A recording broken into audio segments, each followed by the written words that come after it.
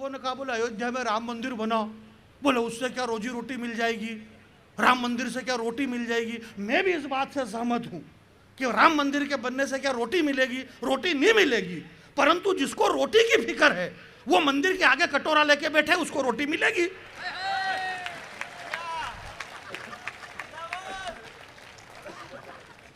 ये तो हमें पता है कि देश की जीडीपी गिर चुकी है। इस बंबई माया नगरी के अंदर समय में जो परिवर्तन आया और समय ने जो करवट ली कि फिल्मी दुनिया के रंगीन सपने में पलने वाले फिल्मी दुनिया के जो स्टार थे, ममता कुलकर्णी टाइप के साधु बन रही, और जो साधु हैं वो फिल्म में आना चाह रहे हैं।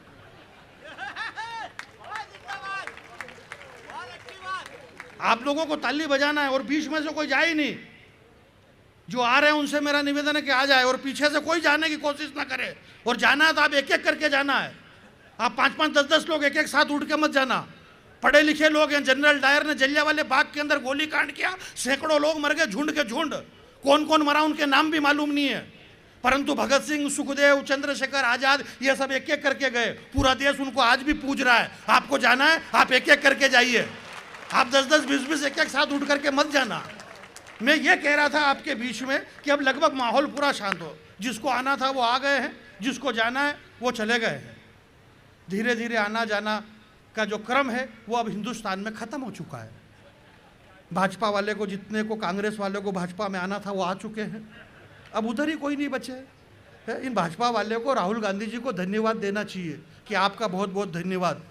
वरना मान लो जिस दिन राहुल जी भी कह देंगे कि मैं भी भाजपा में आऊँ, अगला आदमी इतनी मेहनत कर रहा है, इतनी मेहनत कर रहा है। 4000 किलोमीटर की यात्रा भारत जोड़ो आंदोलन अगले ने निकाला। क्या बात कर रहे हैं आप यार।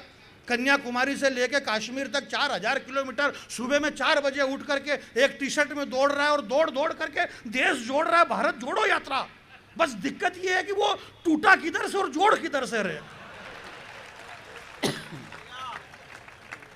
सुबह 4 बजे उठ के दौड़ रहा अगला आदमी। अच्छा, दौड़ सकता है क्योंकि उनकी उम्र है दौड़ने की। ये बात मोदी जी को पता चली कि ये क्या हो रहा है। बोले भारत जोड़ा जा रहा है। बोले कैसे जोड़ा जा रहा है। बोले दौड़ दौड़ के जोड़ा जा रहा है। अब मोदी जी की उम्र हो गई, वो इस उम्र में दौड़ भी नहीं सकते हैं।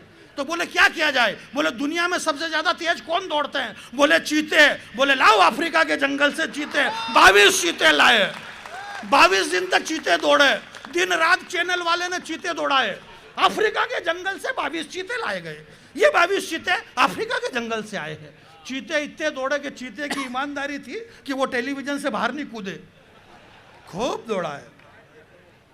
चल रहा है भैया, सब अपना अपना काम कर रहे हैं। ये तो सबको पता है। मैं मेरा समय कम देता हूँ, कम करता हूँ, इसलिए कम करता हूँ कि आप विद्वान लोग हैं। एक बात मेरी ध्यान से सुनना। पूरा रामचरितमानस पढ़ लेना, वाल्मीकि रामायण पढ़ लेना, कंब रामायण पढ़ना, आनंद रामायण पढ़ना, भागवत पढ़ लेना, सारे शास्त्र पढ़ लेना।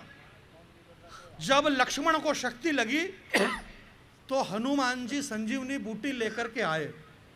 लक्ष्मण जी ठीक हो गए, मेघनाथ को मारा, राम जी राजा बन गए, सब कुछ ठीक ठाक हो गया। पूरी रामायण में ये कहीं भी लिखा हुआ नहीं है कि लक्ष्मण जी ने ठीक होने के बाद हनुमान जी से ये कहा कि तुम्हारा बहुत बहुत धन्यवाद।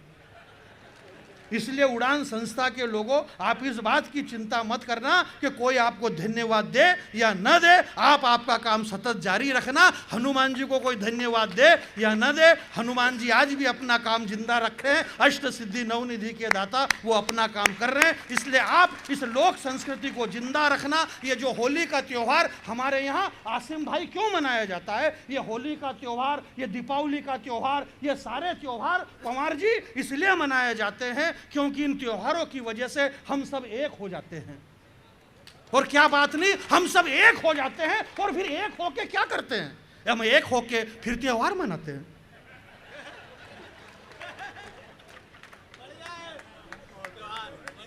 भाई सारे एक हो जाओ और एक होने के बाद में फिर त्योहार मनाओ। और त्योहार इसलिए मनाए जाते हैं क्योंकि हम सब एक हो जाएं।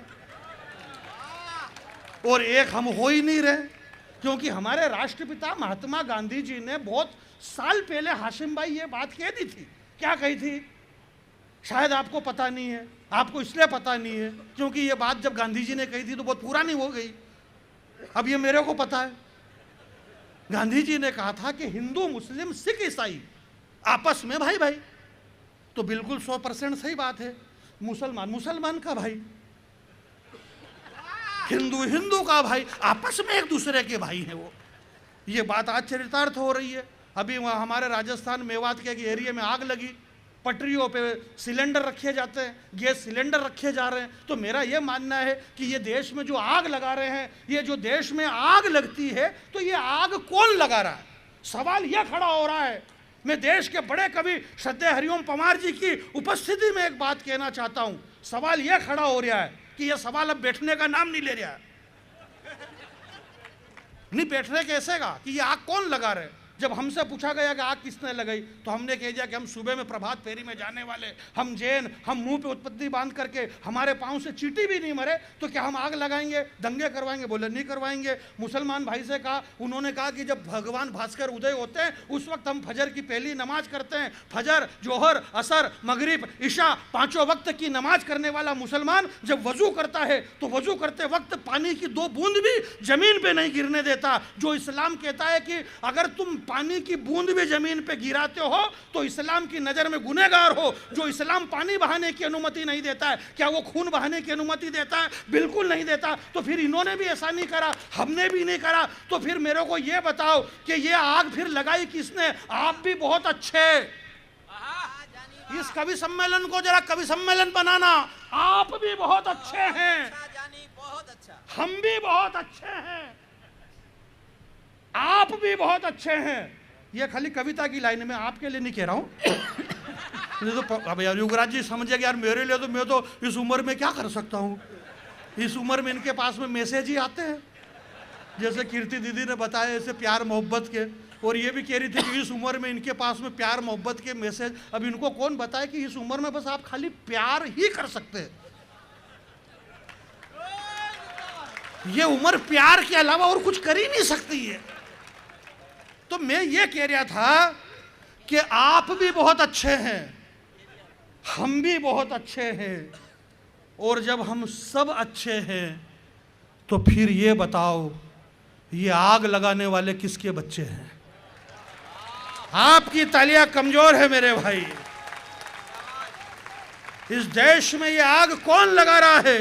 अखबार के लोग यहां पर बैठे हुए हैं। ये हमें पता है कि देश की जीडीपी गिर चुकी है। मेरी माता बहनें बैठी है प्रसूति गृह के अंदर। इन कवियों का किसी भी राजनीतिक पार्टी से कोई लेना देना नहीं, इन्हें किसी भी पार्टी से इनका कोई लेना देना नहीं। पार्टी का इनसे लेना देना है, इनका उनसे नहीं है।